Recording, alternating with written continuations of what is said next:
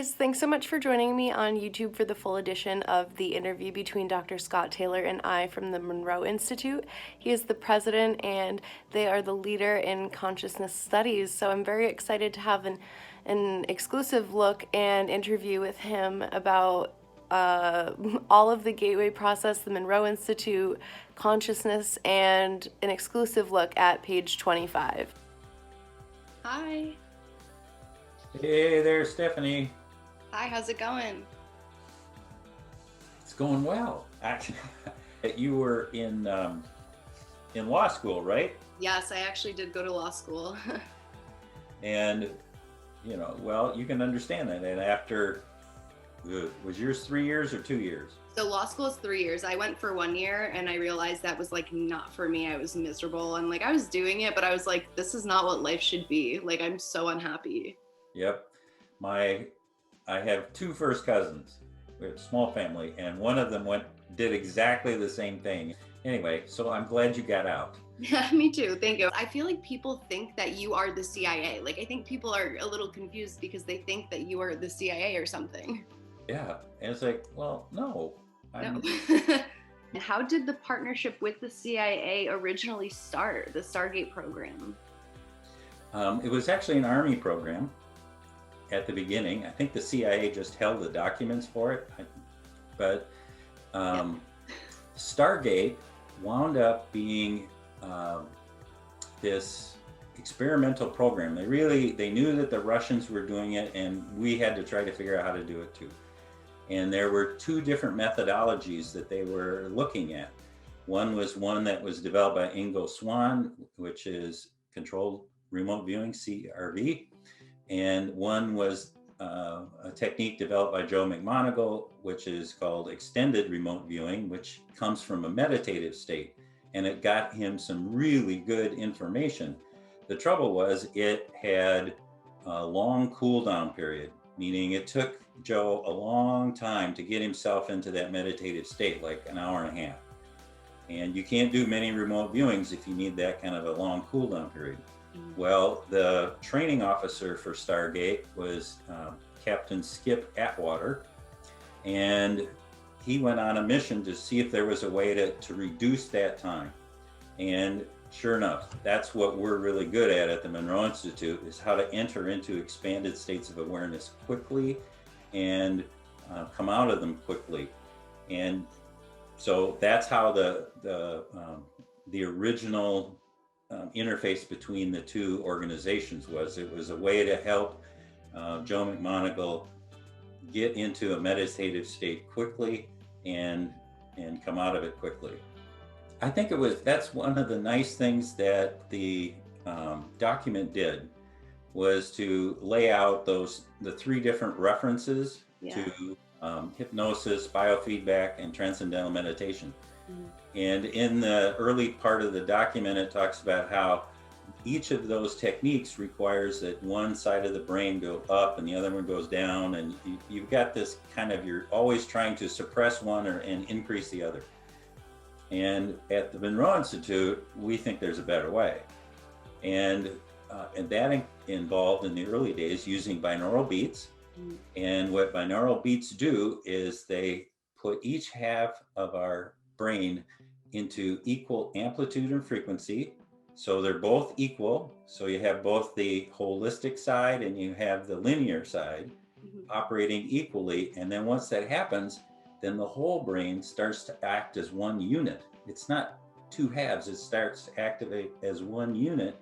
And then you have available to you all the answers that are coming to you from like a holistic perspective or a linear perspective, and each side of the brain then gets to kind of weigh in and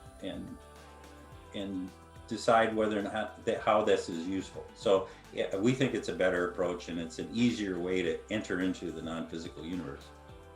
Yes. Wow. I love that. I honestly have had the best results. I honestly only meditate really with like the Monroe tapes now and everything, because it's just like such a different kind of meditation.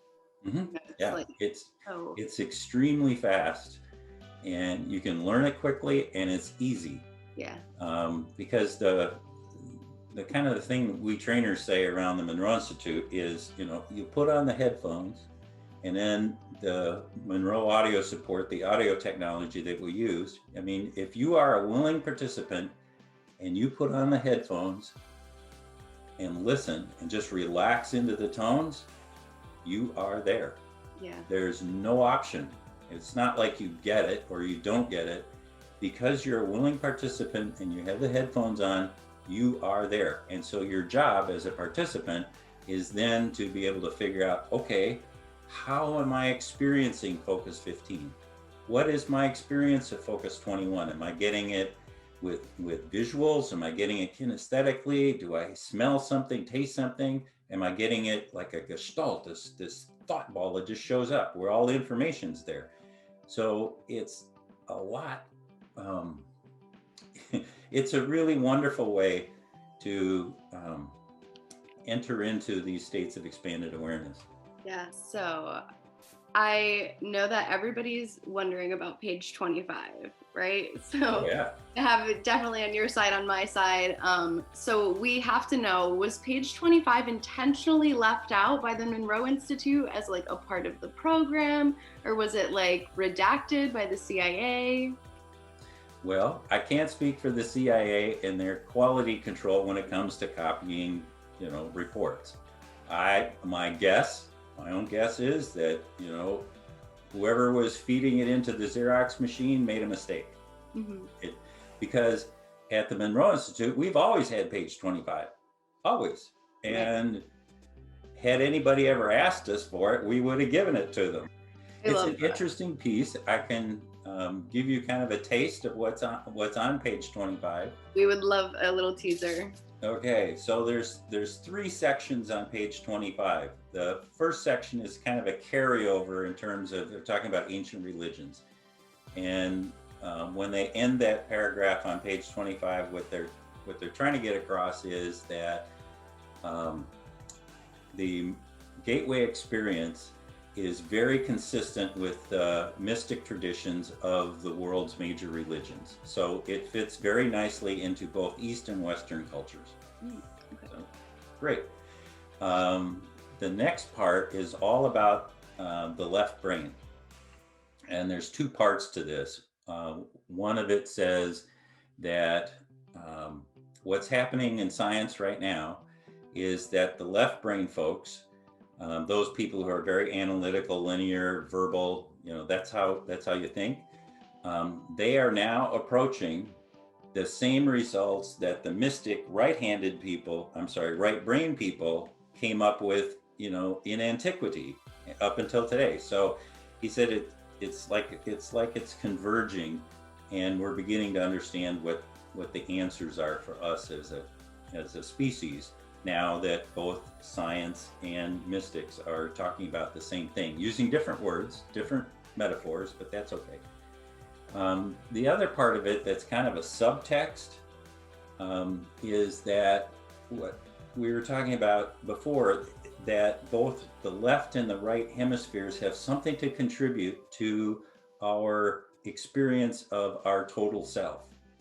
And to shut one down and activate the other, or the reverse, doesn't give us as complete an answer as we might normally get using the techniques of the gateway experience, because both hemispheres are active and contributing to the solution. As one unit. The third thing that's on page 25 is a section called Know Thyself. And in this, what they're trying to say is that what you bring into the experience in terms of your mental framework and your belief system affects what the results will be. And what would just make sense. So if you go into this and you put on the headphones and you're just sitting there going, this isn't working, this is not working. It's not going to work. Well, it's not going to work, no. But if you're a willing participant and are open to all kinds of different experiences, it'll be a blast. And you'll have all kinds of things coming at you. So that's Thank you. A little teaser coming off of that page was 25. Amazing. Thank you. Well, you asked me before if there was one teaser quote that we could do from page 25, and I've got a good one. Okay. All right. I want to do this exactly, so it's, you know. Thank you. So this comes from the section of Know Thyself, the last section on page 25. This would seem to be one of the real promises of the Gateway experience, from the standpoint of its ability to provide a portal through which, based on months, if not years of practice, an individual may pass in his search to find self, personal effectuality, and the truth in a larger sense. Isn't that lovely? I love that. Thank you. So can I just step in and say what the report released by the CIA got wrong? Yeah, please. Okay, so earlier in there, it talked about various focus levels that are in the Monroe system. And in the Gateway experience, we teach 4 of them. Focuses 10, 12, 15, and 21. And in it, the report said that people have a real difficult time getting to focus 15, which is, we call it the void, and to focus 21, which is the bridge state between the physical universe and the non-physical universe. Excuse me. And I've been teaching this since 1985, and I have had hardly anybody not get into focus 15 and 21. They're easy states to enter into, and they're easy to understand. So I don't know where that person was coming from who wrote the report, Wayne Donnelly. I wonder if it was maybe like in the beginning of like the trial. Way at the beginning of Gateway, and they hadn't quite figured out how to teach it yet or how to set it up. But that is absolutely not true. Well, I mean, how dumb do you have to be? Yes, we're going to keep teaching something that's really difficult and nobody can ever get. Like, well, no, we're not going to do that. No. We're going to figure out a way to make this process easy. I mean, it was done in '83, and Wayne McDonnell, you know, he's describing it in the best way that he possibly can. And bless his heart, because I thought he did a really nice job with his understanding at the time. And we now know so much more. Yeah. And, you know, and case in point, he describes focus 15 as looking backward. Well, no, that's not true. I mean, it's partially true, but it's the timeless space. So you can look forward or backward. Doesn't make any difference. And focus 21, he described it as, you know, you can go forward in time. Well, yeah, you can sort of, kind of, but that's easier. We discovered it's easier to do in focus 15, and focus 21 is much easier to talk to non-physical entities. Because what happens is that we've raised our vibration level up to here. They're here, and because they want to talk to you, they've lowered their vibration to 21. And then now there's an intersection, and you have the ability to communicate. So it's a mutual thing between the non-physical entities and ourselves, because you know, because like life between lives happens at focus 27. So they've got to you know, lower their vibration down to 21. We got to come up to 21, and ta-da, we're together. And so we've learned a lot about how each one of these focus levels works, and what is easier in what focus level. And the dirty little secret is that once you enter into one focus level, you can go anywhere you want. Wow. Okay. Yeah. So if you're into focus 10, you know, mind awake, body asleep, and you have an interest in going to, you know, visit, you know, dead Uncle Fred, he'll take you right to 27. All you have to do is think of Fred. Wow. And you don't have to go out and come back in again. Once you're in that space, your intention drives it. So it will match you automatically with the right vibratory level to do what you intend. Wow. And yeah. That's so cool. Thank you. Yeah, it's so cool. And that, you know, how you do that, you know, that's what we teach. That's what we do. And have for 40 plus years. Are there any negative results to the Gateway tapes in consciousness studies, or any like physical side effects you've noticed? This is a multi-answer. Okay. So in the broad perspective, 95% of the people who use to do our exercises have a fabulous experience. 3% of them have an experience and they don't know what it meant. And probably the last 2% are wondering why their spouse signed them up to attend. So in the broad question, no, this is a very safe process, and it uses the body's natural rhythms. I mean, where we synchronize the hemispheres of the brain. I mean, that happens to us all the time anyway. So we just figured out how to do it and it prolonged it so you have a chance to explore these different states. Very cool. That's great. And I'm not sure to call this a negative experience, but it's something people need to know, is that when you come back, you're a changed person. You now view yourself differently than you did before.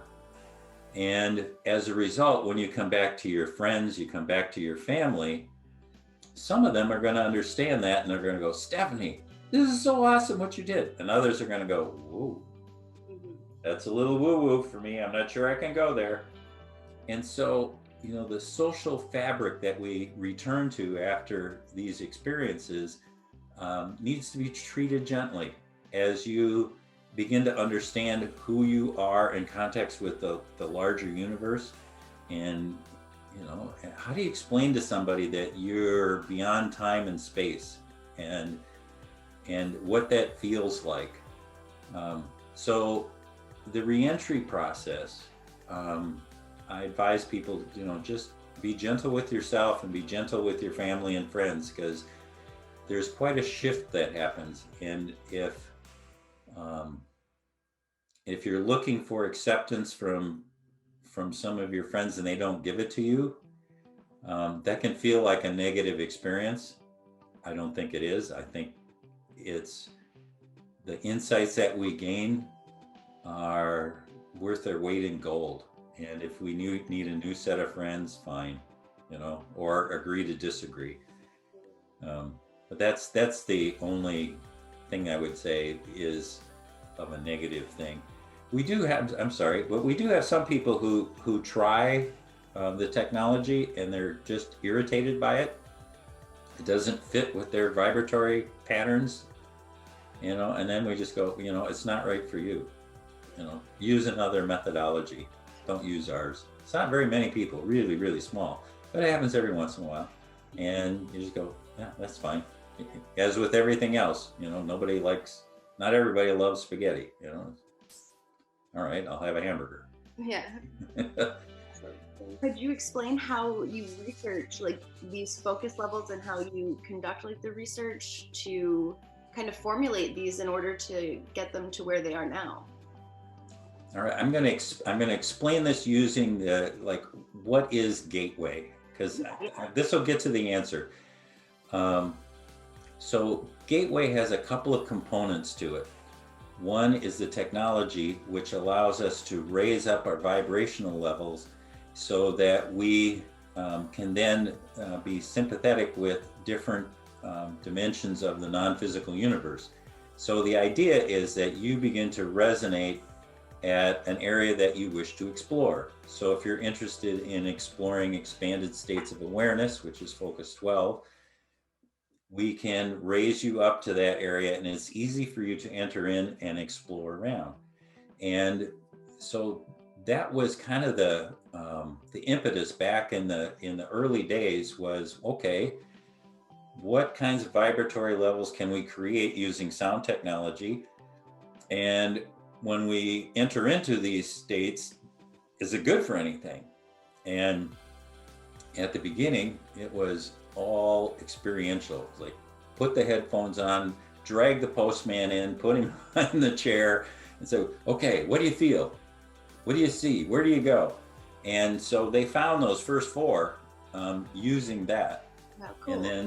And then afterwards, we got a little bit more sophisticated and we started using reverse engineering and some other methods to help us really hone in on those various focus levels. Now, when I say focus levels, that means different vibratory states, and it's another word for the map that Bob Monroe created for us, so that when we enter into the non-physical universe, we have someplace to go.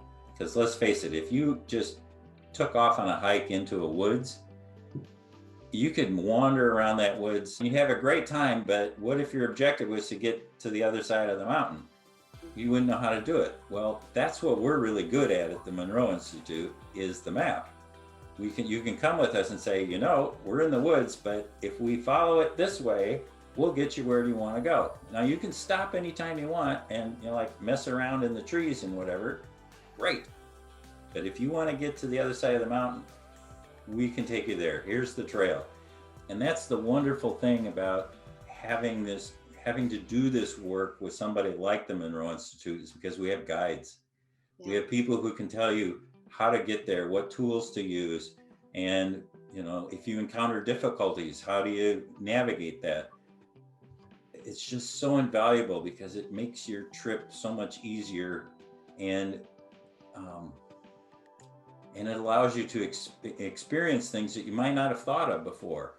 And that's wonderful about having guides. It's also wonderful because when you're in a group situation, say you're taking Gateway and there's 20 people in the group, we have 19 other people's experiences that will inform your own. Yeah. Like, wow, that is such a valuable tool.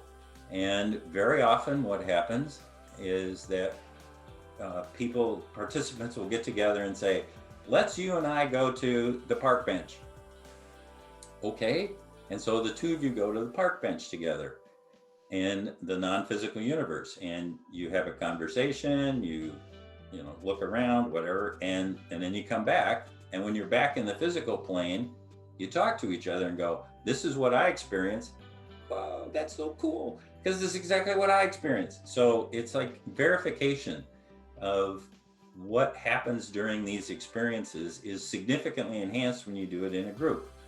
So I love what you're doing with the Gateway experience, doing it at home, and I hope sometime soon we'll get you in that group experience, so you get a sense of how, when 20 people are all doing the same thing at the same time, it just gives you that extra boost.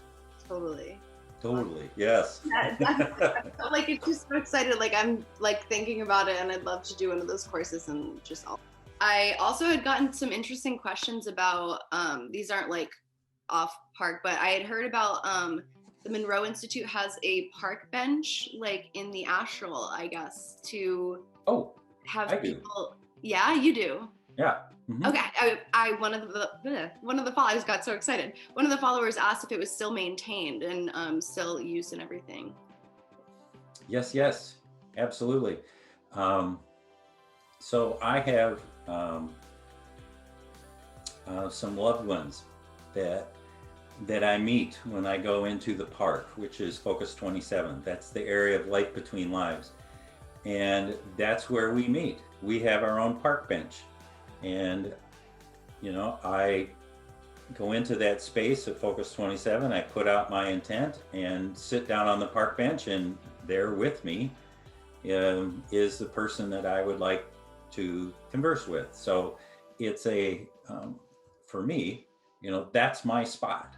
Yeah. And everybody gets a spot, and it's, you know, individualized for what you want to do. And typically they have some sort of heart connection. I spent a lot of years in New York City. I was in the retail business for 20 years, and for 15 of those years, I was in New York about every 6 weeks.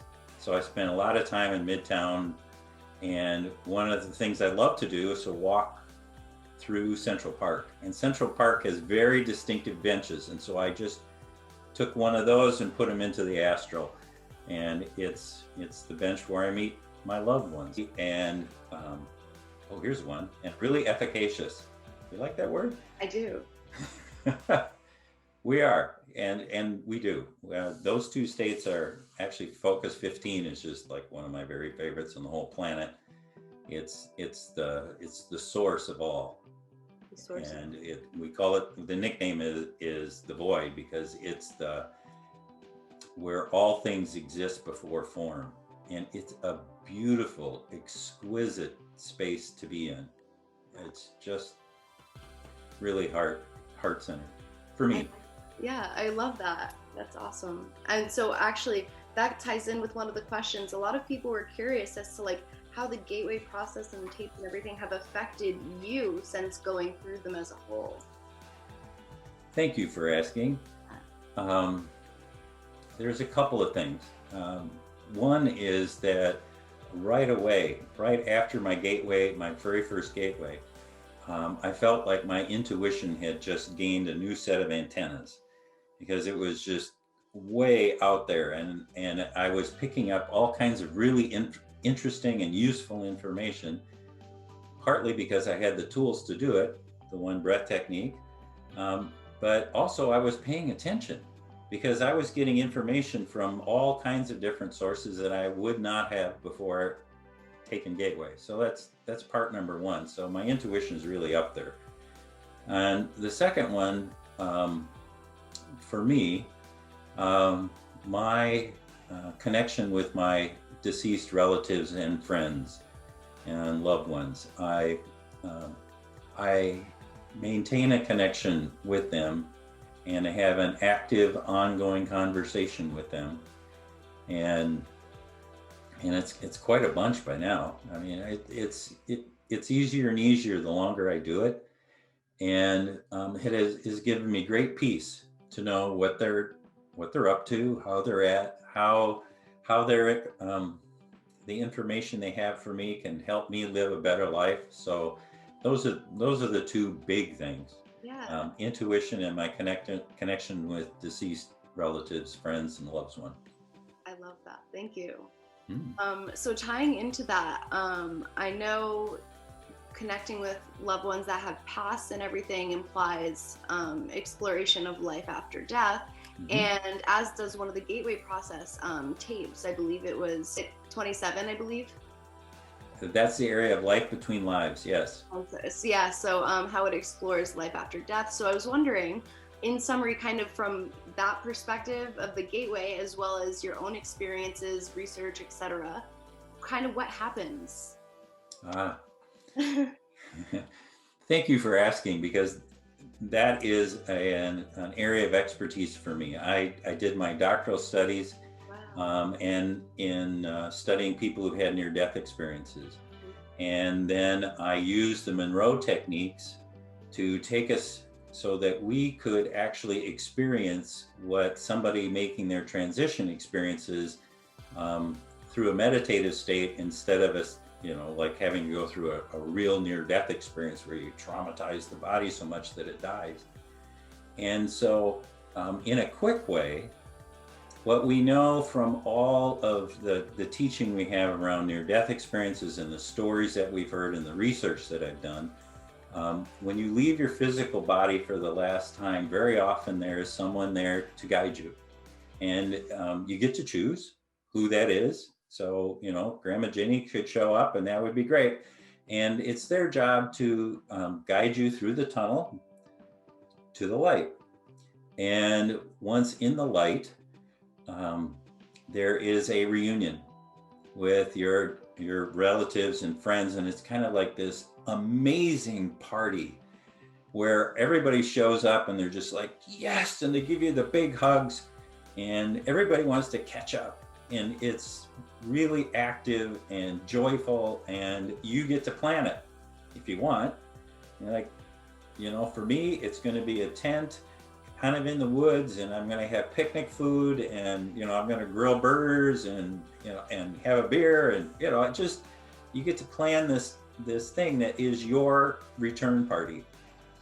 And then once that kind of is settled down and everybody's caught up, there's a being that shows up, a very special being called Teacher Protector. That I don't have another word for it.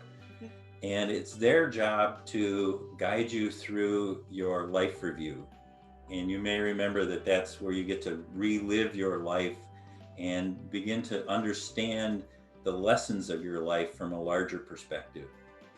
And it's a tremendously healing experience. And especially if you have one that was set up for you to learn a major lesson, to be able to get lots of different perspectives on that. And it's the job of the teacher protector. Their job is to love you through the experience. And the only question they ever ask you is, what did you learn? What did you learn? So there's none of this judgment. Ugh, that's a wrong metaphor. What you do is that you came into this physical world to have an experience and to learn from it and grow as a soul. And this is your time during the life review to kind of anchor those learnings. And then after that, you go to the area of light between lives, and there's a kind of a check-in process. There's a healing and regeneration center to get you back into good shape again as a soul. Because some of us come out of this physical life kind of battered up, and then you live your life between lives, and maybe you want to go on and do something else. Maybe you want to come back to Earth. You get to choose and you get to design it. And that area is just filled with such richness in terms of how things develop and how to learn. And I just love tooling around in Focus 27. So anyway, that's in really broad sense, that's what happens. Thank you. That sounds so fun. And you offer programs that with you that train you essentially to that process. Yes. And I love that program. Okay, full disclosure, I wrote it, I teach it, so I love it.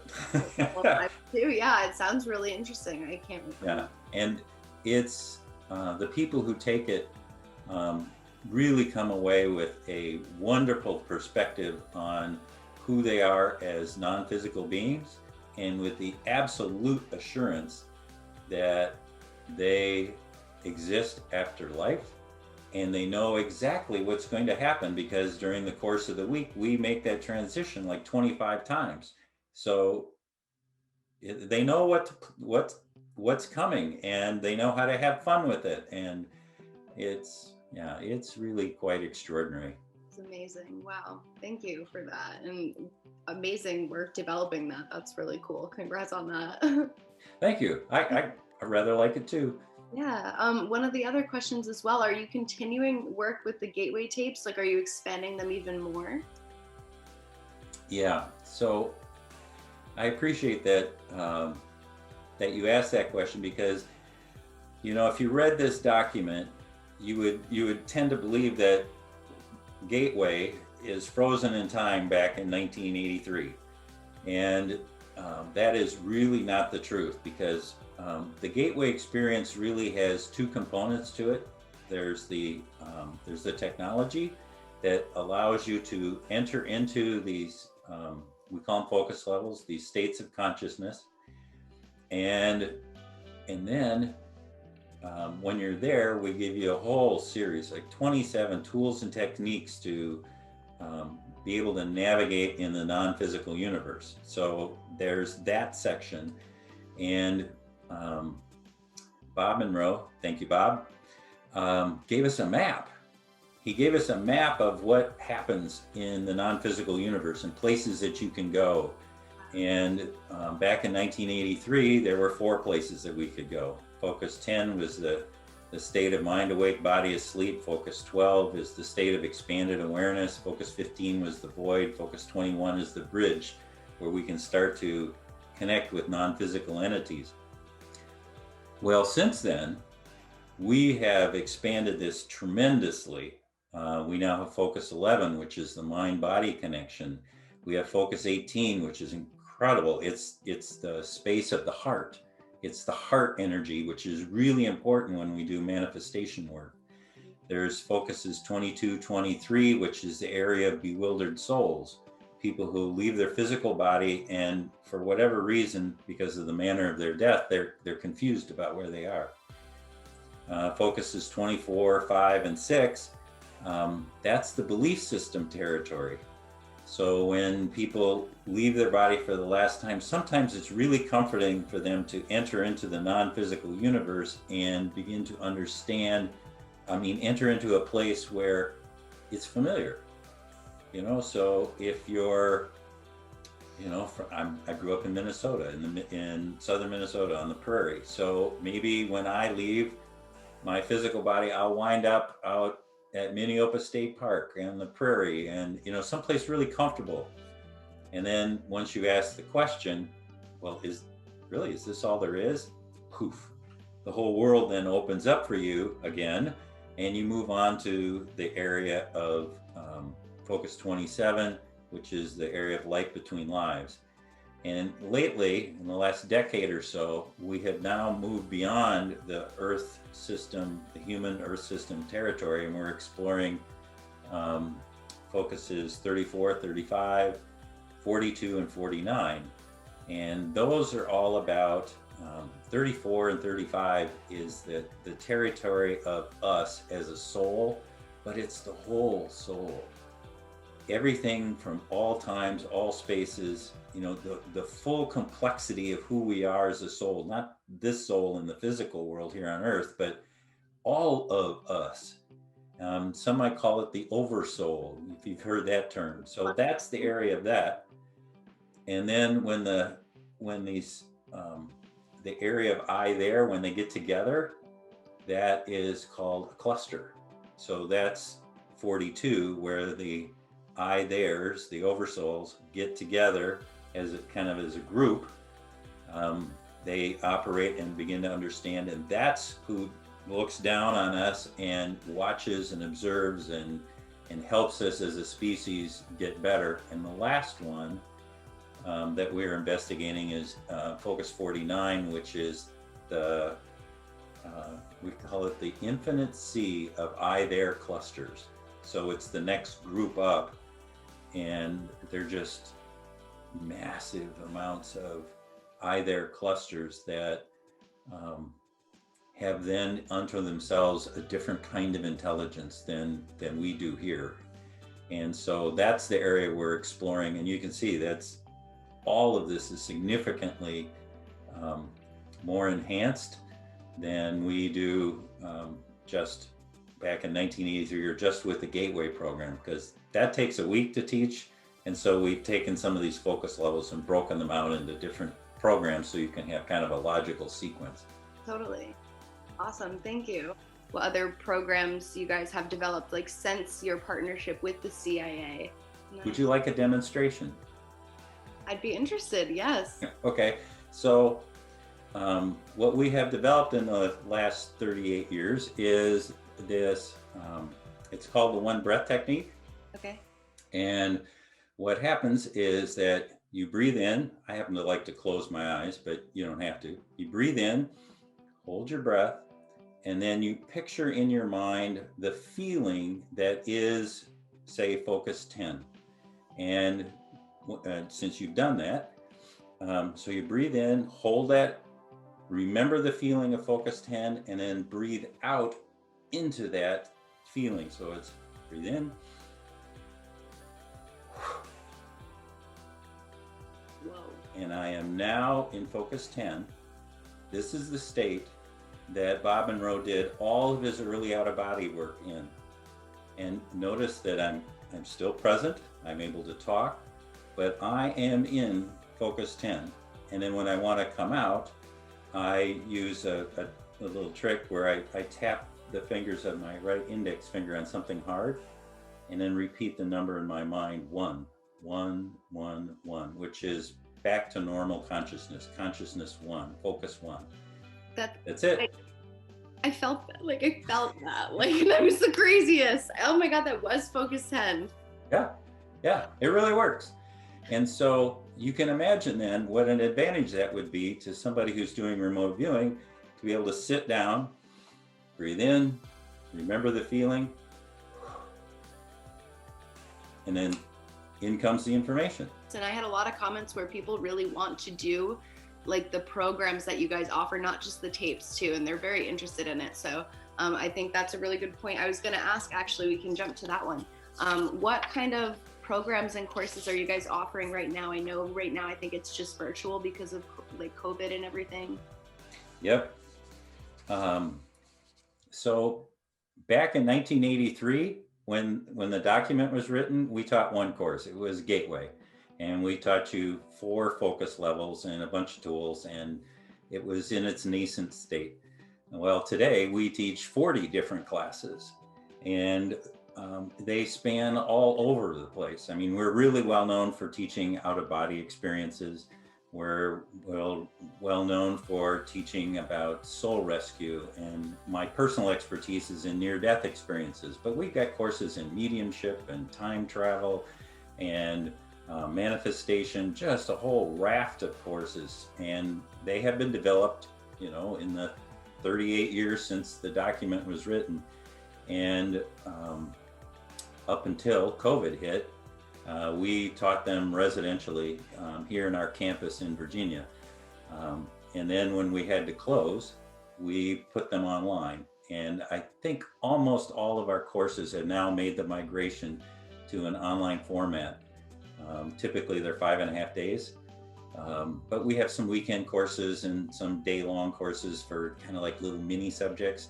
So thank you for asking. I appreciate the free commercial. Oh yeah, people are so excited, honestly. And I think it's not even like a free commercial. It's like people are really curious about this stuff. And it's like, where do we go, you know? I feel like because nobody really talks about this stuff until you kind of get to this point yourself and you're like, what is going on? And it's true. Until you're ready, you wouldn't know that these things existed. No. And then one day you Google something like out-of-body experience or lucid dreaming. And then all of a sudden you find out, oh my gosh, there are people who are experts at teaching you how to lucid dream. Or in our case, you know, we've been teaching out-of-body experiences, you know, since that guy right there, Bob Monroe, started the Monroe Institute. And we, you know, we've been teaching about out-of-body experiences since he started doing it in the early 70s. And we now know a lot more about how to do that and what makes it easy. And there's like lots of different flavors of out-of-body experiences. It isn't just one thing. I mean, Bob had the advantage that he wrote the book. Literally, he wrote the book about out-of-body experiences. He got to name it. He got to define what it meant, according to Bob Monroe. But what I've discovered over the years of experiencing for myself and teaching is that there are lots of different ways to do it. And your way is right for you. And, you know, you don't have to use Bob's way. You can use, you know, Stephanie's way. That's a great one to use. I love that. Yeah. 2 kind of questions that are going to piggyback off of, we were talking a little bit earlier about some of the research, and it was kind of experimental in the beginning. Was the research, what research have you done on entities and spirits, and what conclusions were found? Was it the same kind of like experimental? That is so much fun. Some of our most significant research we've done with other entities or spirits has been involved with people who have made their transition, and either with soul rescue or getting information from deceased relatives. And there was a great documentary that was done on this.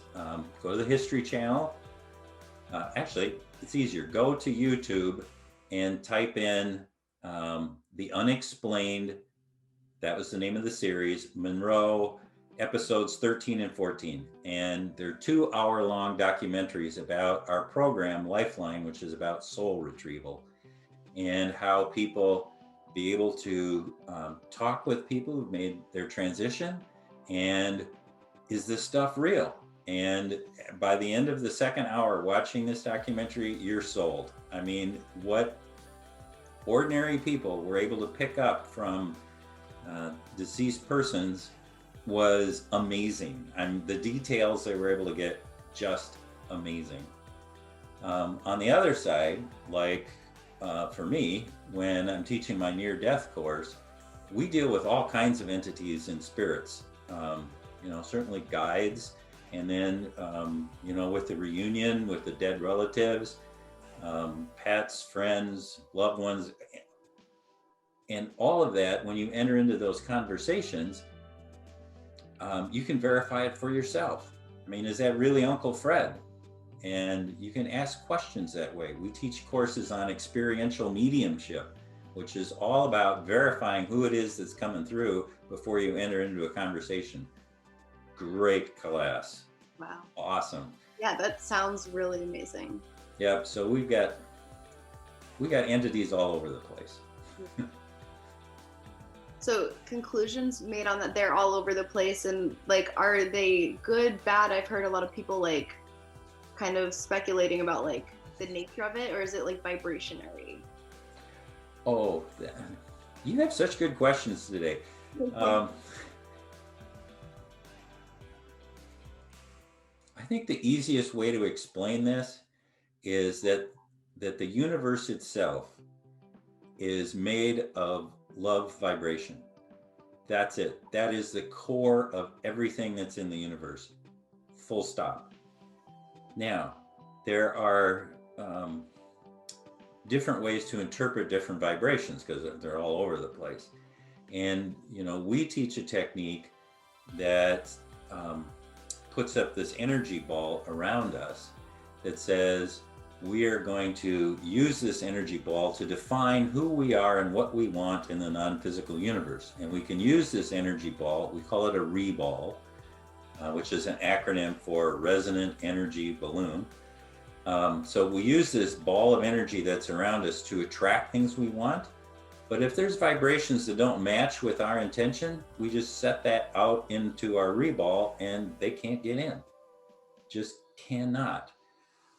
It's one of the eye-opening things that happens in the non-physical universe. When you actually get a chance to go in there, you realize that we are incredibly powerful entities in the non-physical universe. And if we don't want anybody to bug us, it won't happen.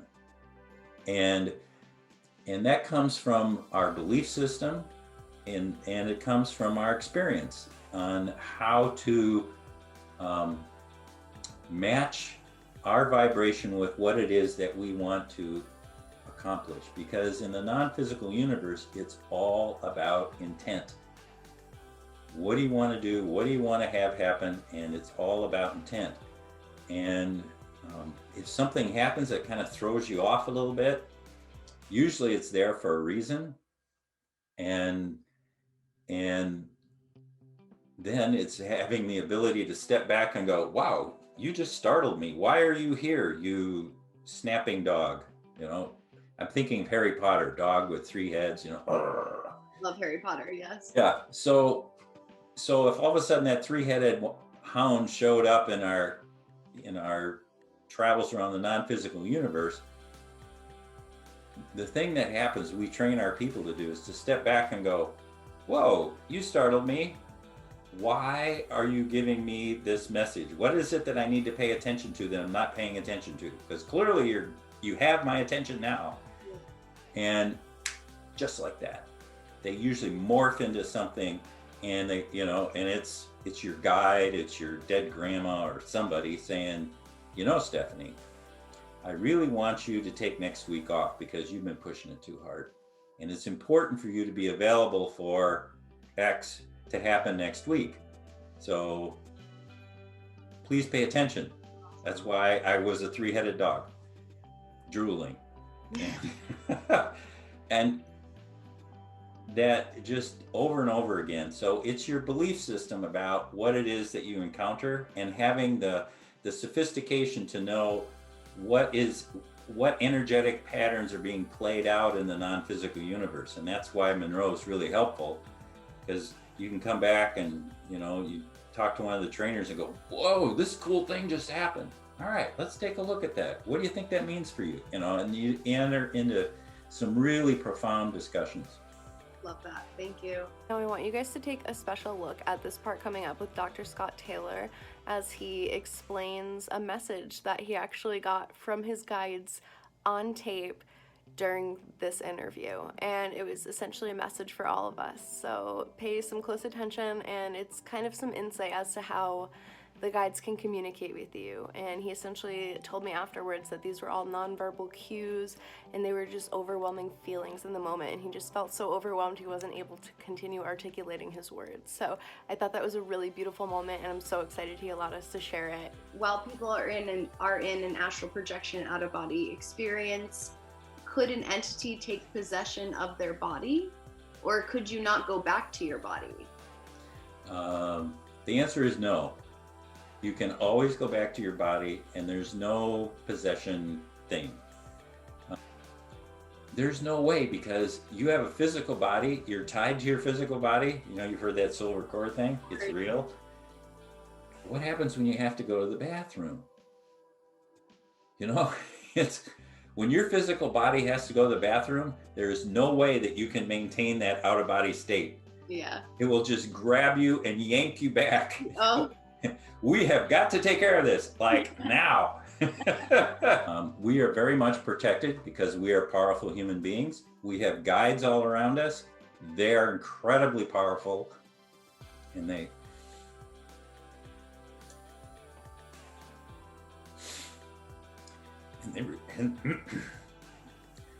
really look after us.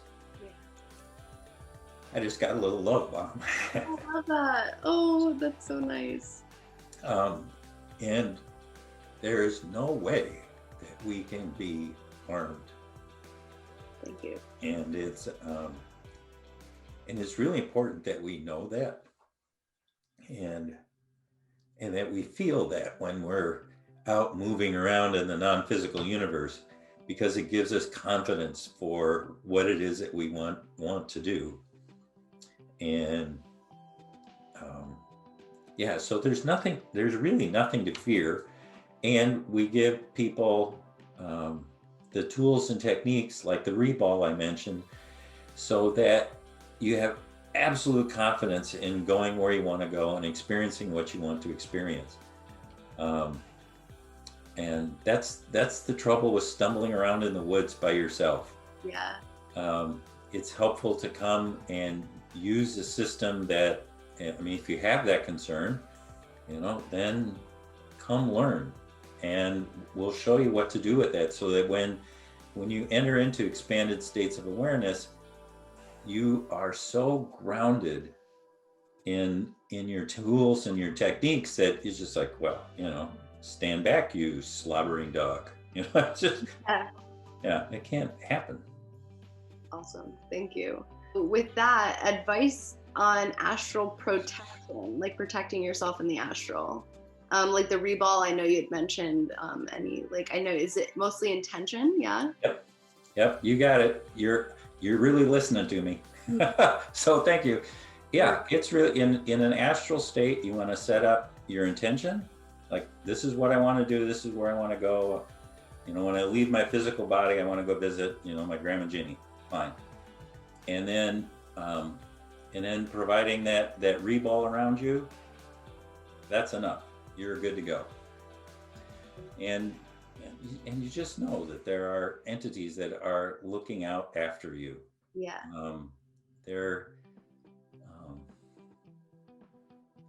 Yeah, you mentioned, is it possible to not come back to your physical body? You know, in my conversations on that topic on the other side, it has been made very clear to me, very clear, that if it is not your time, it is not your time. There is nothing you can do, because you have a contract to be here in the physical world to do X, Y, and Z.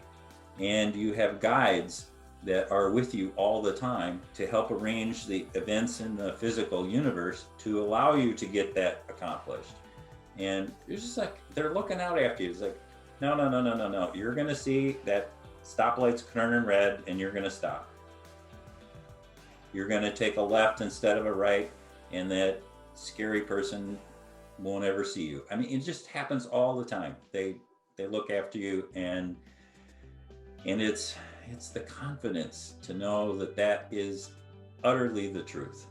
Yes, I agree with you 100%. So I just wanted to clarify also, like those little hunches, like, oh, like I'm gonna go left, or I can see the stoplight now.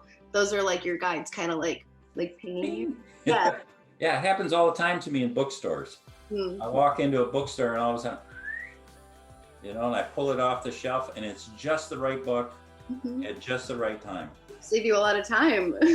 Yeah, and and you open it up and there, the third paragraph is the answer to the question you've been agonizing over for the last 10 days. It happens to me all the time. And that's just, these intuitive hits that happen as a result of being connected to the non-physical universe. Love that. Can I take 1 second and talk about something? Because it's not really addressed in the questions we've done so far, but this is important. Gateway is an experience, and the sounds that we use, the technology that we use during Gateway, it's designed as training wheels, because at the end of a 5.5-day program, the last 2 days of which we tell you to take off the headphones and throw them away, because by then you would have really known what it means to be in focuses 10, 12, 15, and 21. It's in you. And what we don't want you to do is to be hooked or held captive by the technology.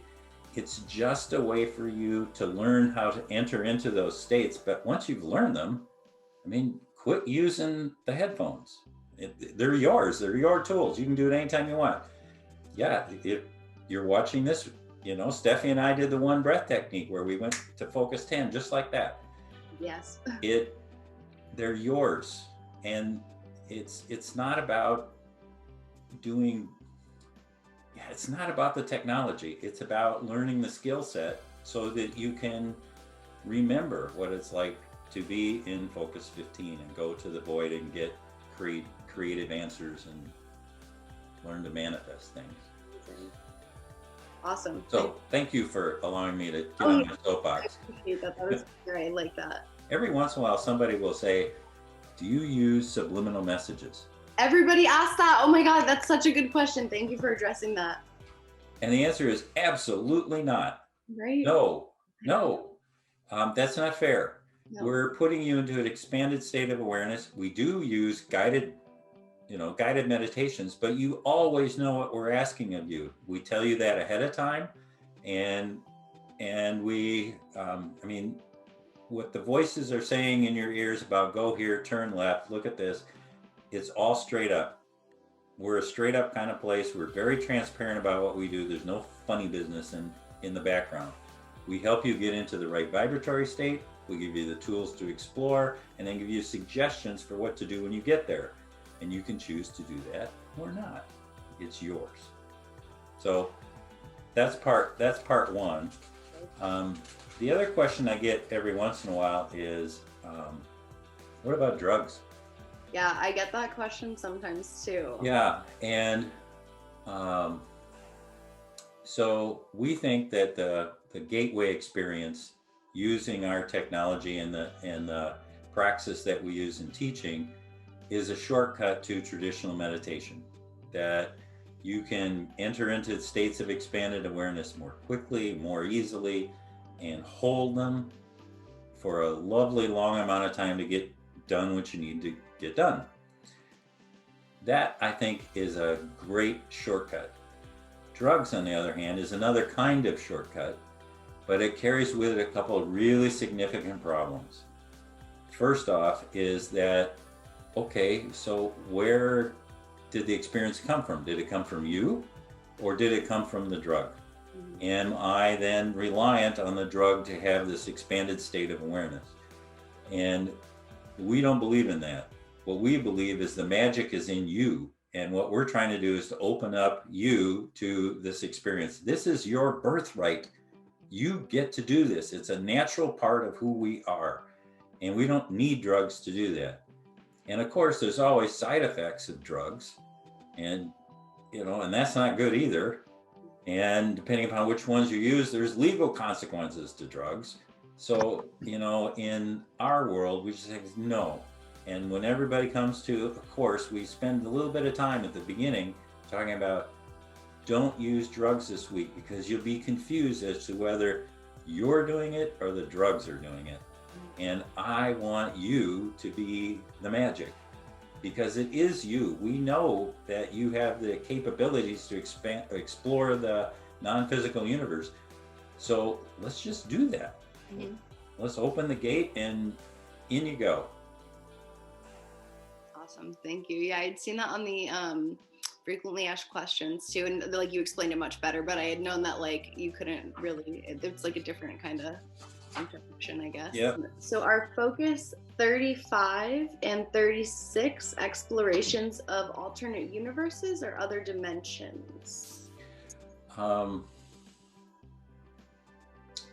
or neither. That's a tough one to answer because it depends upon what people mean by alternate realities, different dimensions. And it's 34, 35, and that's the area of I there. That's the area where you get to experience your total self and begin to understand that you are this really large, sophisticated, energetic being, and that we aren't constrained by what it is that we are experiencing here in the physical world, because that I there has all of our lives in all of the other worlds, in all of the other dimensions, in all other time. And so that is who we are, and it is so much bigger than we think. So is that another dimension? Yeah, I think so. But so here's the other thing. One of the things that we do at Monroe is we give you these tools so that you can go and explore this yourself. So you go and take the exercise and go to 34, 35, and then figure out what you think that means. I mean, as you define another dimension, is that what you experience? And this isn't about taking, the gateway experience, the experience of Monroe isn't about taking the information from other people or information that you've read in books whole. I mean, you don't have to swallow that and believe it. What we want you to do is to learn the technique and then go there yourself and go, all right, what does an oversoul feel like? And is it another dimension, or is it just an extension of this physical dimension? And you begin to ask these questions, and you can ask your guides to help you out and go, okay, I want an experience of I there. I want this oversoul thing. I want the I there. And they'll help you experience it. Awesome. Thank you. Any contact with interdimensional beings, and how can we? Oh, yeah, that's the same answer. And gateway tapes, yeah. Yeah, we encounter all kinds of different beings in the non-physical universe, and of course they're interdimensional, even our dead relatives. I mean, if they come down and help us leave our physical bodies when we make our transition for the last time, I'd call that interdimensional.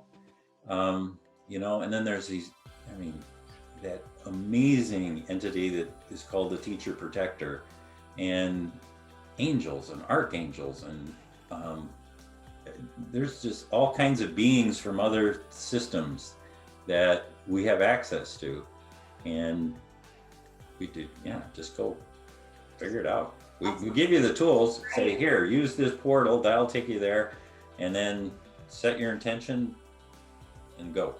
Thank you. That was amazing. Oh, by the way, come back and tell us what you found. Yeah, because I'm really interested. Yeah.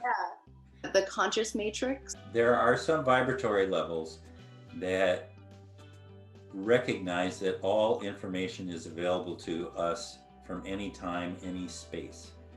And if that's what they're talking about, we're on the same page, that there are those states of expanded awareness where all information is available to you. This happens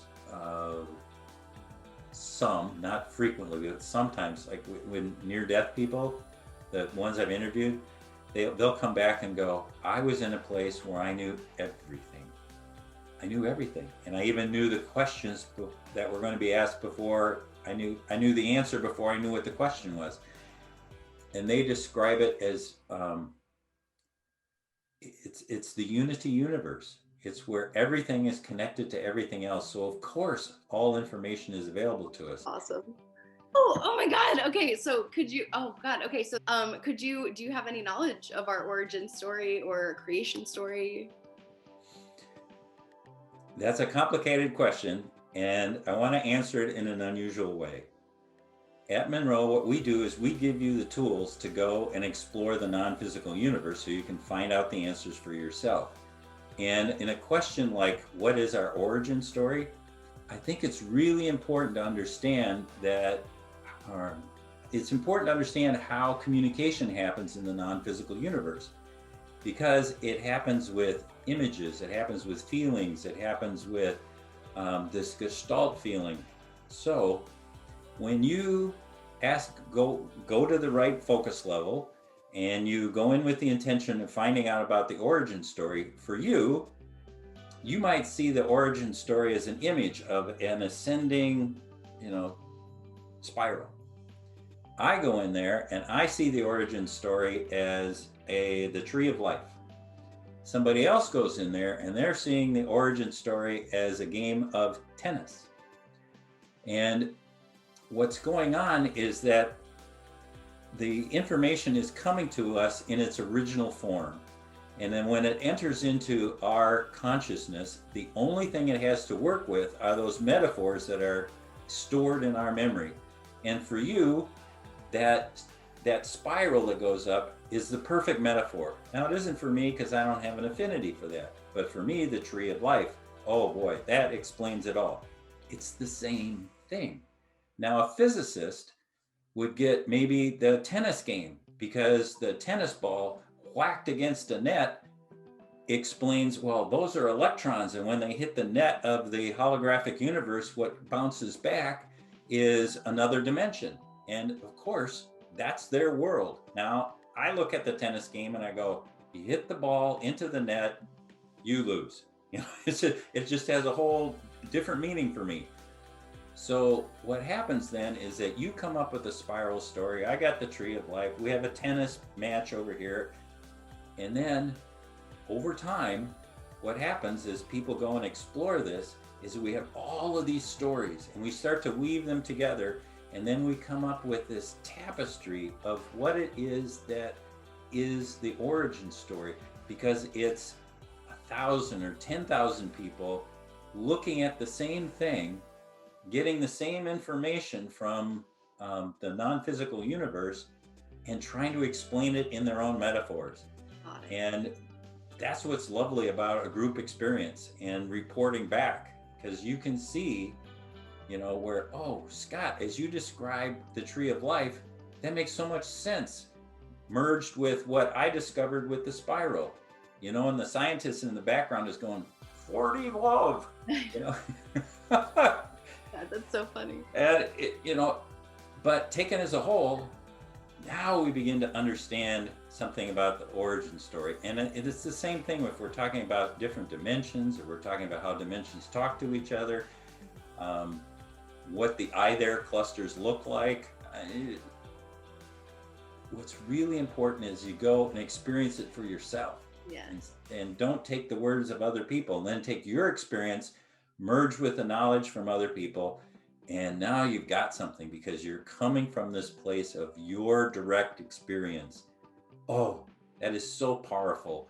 And it's one of the reasons I love Monroe, because you are the magic and you get to find out for yourself. You don't have to rely on anybody else. Speaking of the interest that all of my followers have for Monroe, a lot of people have also asked, how can one work for the Monroe Institute?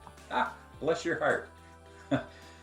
There's a couple of different ways to work for the Institute. We have local chapter networks. That's a volunteer thing. It's like a book club. And people get together either physically or online, and they'll do an exercise, and then they'll talk about it afterwards. So organizing one of those is really fun, and it's low commitment, and you get to meet other people in your tribe. That's great. some people really have a desire to become a trainer. And we have a program for that. And it's called Outreach Training. And it's the first 2 waves. We teach it, focuses 10 and 12 in a 2-day workshop. And these people teach those all over the world. We have 100 and some instructors all over the world. It's how I started. I did it for a decade, and it was a blast. Wow. And then at some point, you express an interest after having done that for a while to say, you know, I really like to become a residential trainer at the Monroe Institute. And there's an application process for that, and it takes a year and whatever, but that's wonderful. Now, if you're interested in just working for us, you know, like in the program area or in the research area or whatever, it's just like any other business. Send us a cover letter, send us a resume to info@monroeinstitute.org, and, you know, we'll put you in the pool. So easy. Awesome. Thank you. Wow. Yeah, that was so great. Everybody's gonna love this. Well, thank you. I hope so too. I love it. Thank you so much again for all of your time and everything. And in the future or anything, I'm so happy to work with you. If you're interested ever, like, please reach out. I'd be so happy. Well, one of the things I predict is that you're going to get a bunch of reaction and you're going to get a bunch of questions, you know, and just save them up, and we'll do round 2 in a month from now or something. Sounds amazing. Yeah. Well, this is what I live for. I keep literally saying I love this stuff. Like, yeah, this is just so much fun to be able to share with people who get it. Yeah, right? Oh my God, it's so good to like have somebody that gets it, you know, and it's amazing. Thank you again. And I hope you have a great rest of your day. And you do something fun. You're an amazing interviewer. Thank you. Thank you so much. You are so amazing to interview. I loved working with you so much, and thank you guys again so much for reaching out to me and for literally everything. All right, Stephanie. Bye. Thank you so much. You bet. Bye-bye. Bye.